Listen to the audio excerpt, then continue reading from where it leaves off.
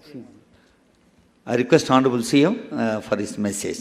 ముఖ్యమంత్రి గారి ముఖ్య అతిథి సందేశం.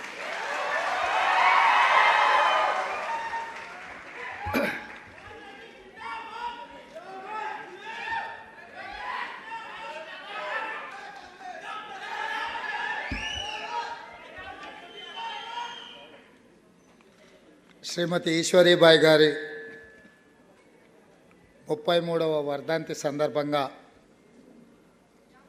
తెలంగాణ రాష్ట్ర ప్రభుత్వం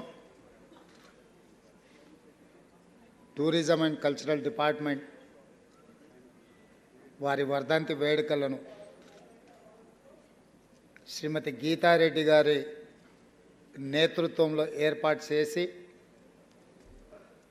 ఈ కార్యక్రమానికి నాతో పాటు ముఖ్య అతిథులుగా రెవెన్యూ శాఖ మంత్రులు పొంగులేటి శ్రీనివాసరెడ్డి గారు,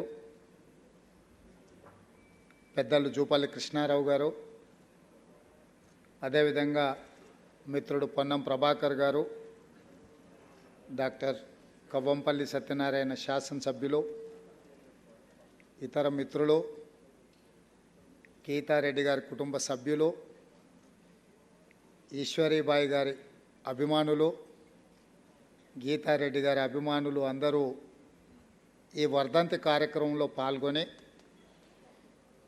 ఈశ్వరీబాయి గారు ఏ స్ఫూర్తితో పనిచేసినరో ఆ స్ఫూర్తిని తీసుకొని తెలంగాణ రాష్ట్రంలో కాంగ్రెస్ ప్రభుత్వాన్ని ఏర్పాటు చేయడానికి కృషి చేసిన అందరికీ కూడా మనస్ఫూర్తిగా అభినందనలు, కృతజ్ఞతలు మిత్రులారా.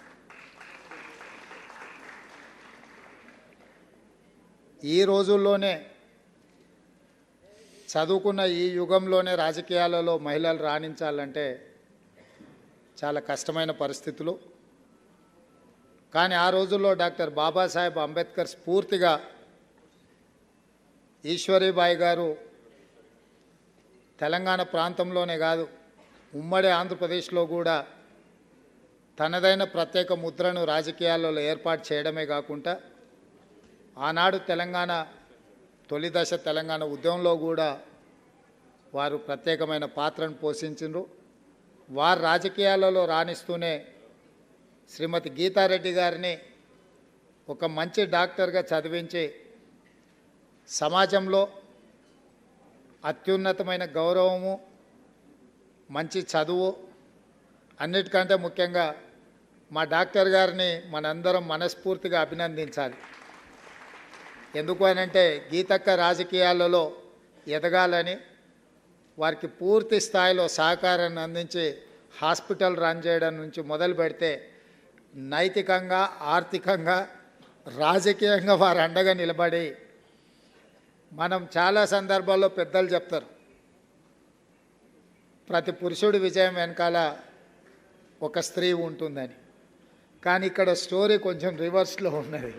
గీతక్క ప్రతి అడుగులో, ప్రతి విజయంలో డాక్టర్ గారి స్ఫూర్తి, డాక్టర్ గారి సహకారం ఉంది. మనందరం కూడా వారిని మనస్ఫూర్తిగా అభినందించాలి. గీతక్క ఒక మాట చెప్పిండ్రు, ఎన్నో కార్యక్రమాలు ఉండి ముఖ్యమంత్రి గారు ఇక్కడికి వచ్చిండ్రు అని. ఇది నేను బరువుగా భావించాను, బాధ్యతగా భావిస్తాను. గీతక్క నేను ఎప్పుడు కూడా ముందు నుంచి వారికి చెప్పిన, సొంతంగా మనకు ఒక అక్క ఉంటే ఎట్లా ఉండాలని మనం కోరుకుంటామో డాక్టర్ గీతారెడ్డి గారు అట్లా ఉంటారు. ఏ విషయంలో ఉన్నా కూడా వారు పార్టీని నడిపే విషయంలో కానీ, ఆందోళన కార్యక్రమాలు తీసుకున్నప్పుడు కానీ, నేను పిసిసి అధ్యక్షుడిగా చిన్న వయసులో ఉన్న వారు కార్యనిర్వాహక అధ్యక్షుడిగా అందరికంటే చాలా బెటర్ పర్ఫామ్ చేసి 100% మార్కులు తెచ్చుకున్నది గీతారెడ్డి గారు. సభ్యత్వ నమోదు కార్యక్రమంలో 17 పార్లమెంటు నియోజకవర్గాలకు లేదా 10 ఉమ్మడి జిల్లాలకు కార్యనిర్వాహక అధ్యక్షులను బాధ్యతలుగా వేస్తే దేశంలోనే అత్యధికంగా డిజిటల్ మెంబర్షిప్ ఎవరైనా చేపించిండ్రు అని అంటే నల్గొండ జిల్లా ఇన్ఛార్జిగా ఉన్న గీతారెడ్డి గారు అత్యధికంగా పార్టీ సభ్యత్వ నమోదు కార్యక్రమాలు చేసిండ్రు. వారందరి సహకారంతో, వారి కృషితోని దేశంలోనే కాంగ్రెస్ పార్టీకి 45 లక్షల డిజిటల్ సభ్యత్వాలు చేసి తెలంగాణ రాష్ట్రం దేశంలోనే మొదటి స్థానంలో కాంగ్రెస్ పార్టీలో నిలబడ్డది.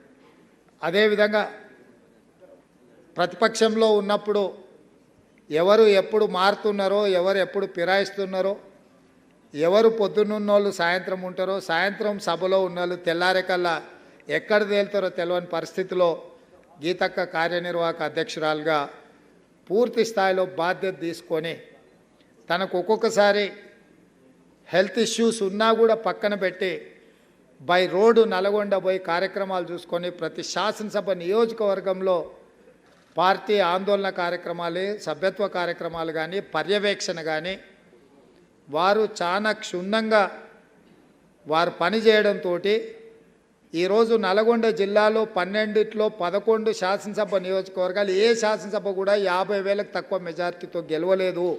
ఇవాళ తెలంగాణలో అత్యధిక మెజారిటీతోని అత్యధిక సీట్లు గెలిచిన జిల్లా నల్గొండ జిల్లా. కార్యనిర్వాహక అధ్యక్షురాలుగా గీతక్క జిల్లాకు ఇన్ఛార్జిగా పనిచేసిండ్రు.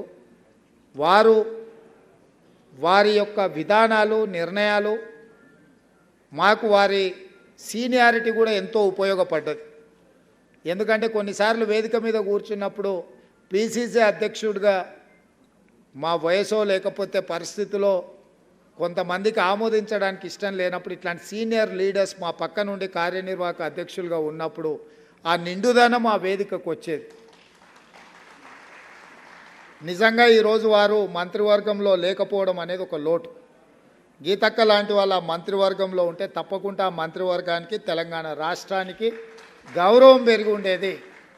వారు శాసనసభ్యురాలుగా, మంత్రిగా, కార్యనిర్వాహక అధ్యక్షురాలుగా, కాంగ్రెస్ పార్టీ నాయకురాలుగా, ఈశ్వరీబాయి కుమార్తెగా వారు జీవితంలో ఎక్కడా ఏ లోటు లేకుండా, ఏ గౌరవం తగ్గకుండా ఇక్కడి వరకు రాణించిండ్రు. వారు ఈరోజు రాజకీయాలలోకి వచ్చిండ్రు అంటే ఆనాడు శ్రీ రాజీవ్ గాంధీ గారు ఎన్ఆర్ఐస్ని రాజకీయాలకు రావాలని ఆహ్వానిస్తే రాజీవ్ గాంధీ గారి పిలుపు మేరకు రాజకీయాలకు వచ్చి దాదాపుగా ఈ 40 సంవత్సరాలు ప్రత్యక్షంగా పరోక్షంగా ప్రజా జీవితంలో వారు ఉన్నారు. వారు పిలిచినప్పుడు ఏఐసిసి అధ్యక్షుడు మల్లికార్జున్ ఖర్గే గారు, కేసీ వేణుగోపాల్ గారు వస్తున్నా తప్పకుండా ఈ కార్యక్రమానికి హాజరయ్యి గీతక్కతో ఈ సంతోషమైన క్షణాలు పంచుకోవాలని ప్రత్యేకంగా నేను ఇక్కడికి రావడం జరిగింది. ఎప్పటికీ ఎప్పుడు గీతక్క మా అక్కనే, మా పెద్దక్క. మంచికి చెడ్డకు అన్నిటికీ ఆ కుటుంబానికి రాష్ట్ర ముఖ్యమంత్రిగానే కాకుండా వారి సోదరుడుగా నేను అండగా నిలబడతాను. గీతక్కకు సోనియా గాంధీ గారి దగ్గర కూడా ప్రత్యేకమైన స్థానం ఉంది. ఎప్పుడు నేను శ్రీమతి సోనియా గాంధీ గారిని కలిసినా కూడా హౌ ఇస్ డాక్టర్ గీతా అని మేడం అడుగుతుంటారు. గాంధీ కుటుంబానికి వారి అత్యంత సన్నిహితులు.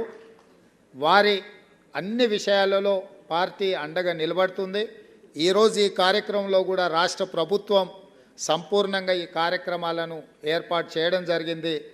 నాకు ఏఐసిసి అధ్యక్షుడిని రిసీవ్ చేసుకునే పని ఉన్న మా మంత్రులను ఇక్కడనే ఉండి ఈ కార్యక్రమాలను పర్యవేక్షించి ప్రతి నిమిషం గీతక్కకు అండగా నిలబడాలని ఈశ్వరీబాయి గారి అభిమానులకు, గీతక్క అభిమానులందరికీ నాది ఒకటే మాట.